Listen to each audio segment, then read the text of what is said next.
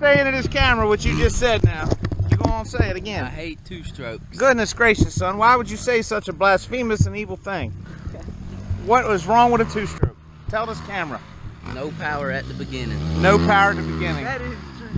Yeah, true that. There's no power at the beginning. I'll have to give him that. All right, but what about the power band of a two-stroke? Don't you like that? It kicks my ass. Oh. How this works out. I got real hot engine cases.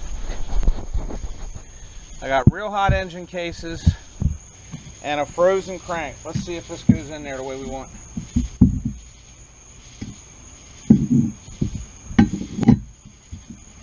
Look at that. You guys see that? It just fell right in there. Out. Still hot. Still hot. Okay. It's still got a little ways to go yet, guys. It's not in all the way, but it is going. It's going in straight. So that definitely made the difference of being able to do this or not. Ow. Very hot. Very hot. Ow. Ow. Very hot. So that definitely made the difference of being able to do this at home or not doing this at home. Throwing those engine cases in the oven to 250, no more. 250 degrees, that's all that's designed the seals will take. And then freezing the bearing and the crank. Every once in a while, make sure that the bolt you're using to protect the end of the crank is tight. You don't want that loose and whacking those threads. Alright. I'm going to call that good for now. I don't know if that crank's 100% seated in there, but I'm going to call it like it is. Okay, everything's spinning true. Bearing's in. It's in a good spot. Shaft's not bent. Nut's not bent. That shaft's not bent. That nut's not bent. Everything's spinning true. So, what I'll do now is freeze this whole thing. Well, first I'm gonna put the transmission together on it, but then I'm gonna, when I do final assembly, I'm gonna freeze the whole assembly. Just put it in the freezer for a while. Watch, you know, something on YouTube for a little bit while it gets cold, and I'll heat that other engine case up to 250, and then I'll just take the right engine case and slide it right down over that bearing and be done with it. But before I can do that, I have to assemble the transmission, the shift forks, and make sure all the rest of it's ready to go. So I'm going to turn my oven off and build this transmission, get all the center parts ready to go, the water pump parts ready to go, get all that done first, and then I'll throw that whole assembly in the freezer to cool that bearing off and make it small. Yeah, this doesn't make for a bad little workstation. I'm just laying it over in this Home Depot bucket like that. That's not a bad little workstation to just set that transmission up and get everything ready to go just like that. Guys, I don't know how much lighting you're going to get there, but this is how the transmission gears go in with the shift forks. These shift forks really can only go in one way. Okay, they're a different distance from here to here, and they're a different depth from here to the pin and the pin to here. So you really can't mix them up in this model. I'm not saying you could never mix them up in another model, but this particular vehicle, Suzuki did a great job of assembling this transmission in such a way that it really only goes together one way. So see how that slides that gear up and down? Let's show you over this side. Maybe you got better light. I'll take this out of the way. Take that gear off so you can see. See how that shift fork just slides that gear up and down? And it takes these engagement dogs and it inserts them and removes them from inside that female trough. These male dogs go in there. So as this drum turns, well, you know what? I'll shut up. Let's just put it in and show you. Here's how you do this. You get your shafts and your forks all in place. Get everything in there. And then you slide them. You pick the shaft up and you slide the forks out of the way. See how I slid them back out of the way? That gives you room to put this part the drum, they call it, in. Okay?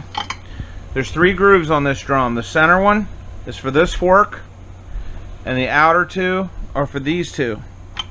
So there again, it can only really fit one way. It's like a jigsaw puzzle. Okay? Get the drum seated. Is that sitting all the way down in there correctly? Yep, there we go. I guess that's it. A lot of slop on that end.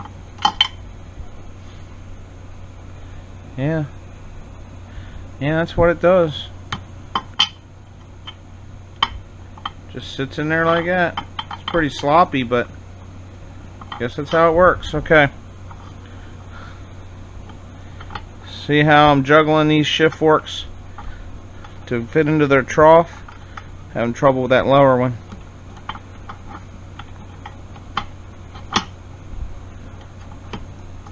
I'm gonna use 2 hands.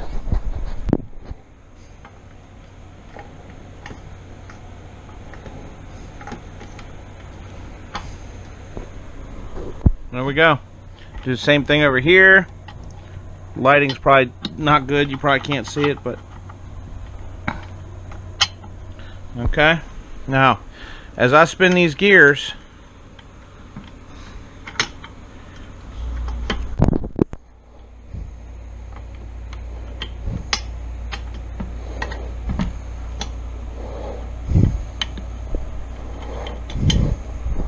okay, I got the shafts back down in there. As I spin this drum, it'll raise and lower the fork. See that? See it raising and lowering the fork? That's how you change gears, guys. See how I spin that? It changes where the forks go. See that?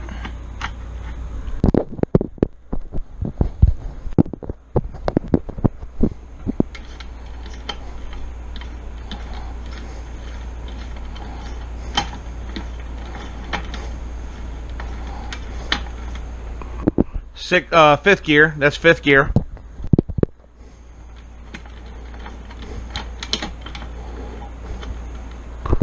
First gear.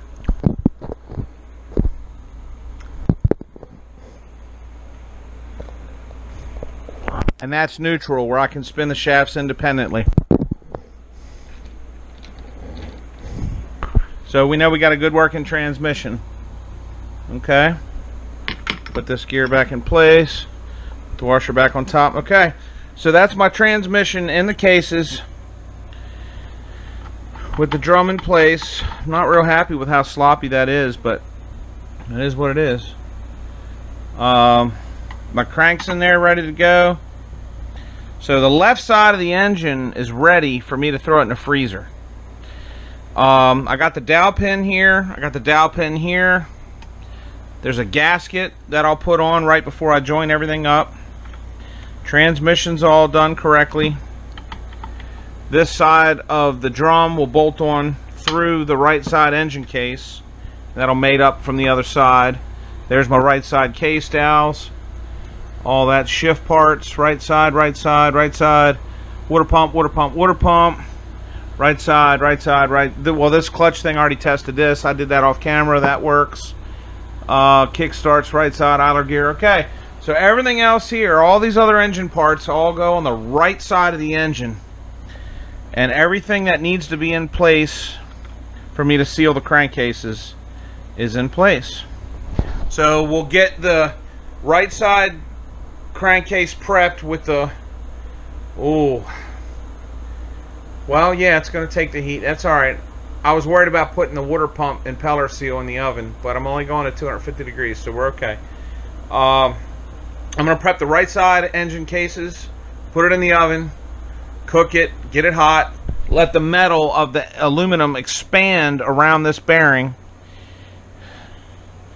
and then we'll take this whole assembly, put it in the freezer to shrink that bearing down, because that bearing's the only thing that's going to hold us up, guys. This shaft's going to slide right through the other bearing, so is that.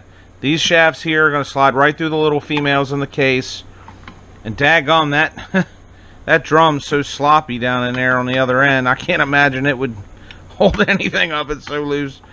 So the only thing that's going to resist fitment is this bearing, which it should, because that gives a nice solid plantation for the crank to spin in. If that wasn't tight, then you'd eat up seals and everything else. Alright, I'm going to put the water pump parts together and then get the right side engine case in the oven and go from there.